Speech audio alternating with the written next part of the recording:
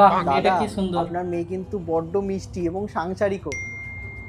আপনি তো বলেননি আপনার মেয়ে লক্ষ্মীও। এক্ষুনি আমার ফোনে 1 লাখ টাকা ঢুকলো। কাকু আপনি কি লিংকে ক্লিক করেছেন? হ্যাঁ মা, এই তো বলছে congratulation lucky customer.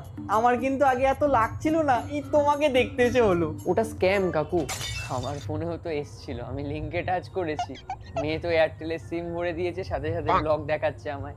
Airtel fraud detect করে নেয় কাকু, সে লিঙ্ক যেখান থেকে আসুক, ফেসবুক, হোয়াটসঅ্যাপ, ইনস্টাগ্রাম, লোকাবার কোনো জায়গা নেই। যান্ত্রিক দিকেও তো আপনার মেয়ের অনেক দক্ষতা, মানে গুণে লক্ষ্মী আর রূপে সরস্বতী, বাহ। Best combination. পড়াশোনা তো খুব ভালো, ক্লাসে ফার্স্ট হতো সব সময়। ফার্স্ট হতো মানে?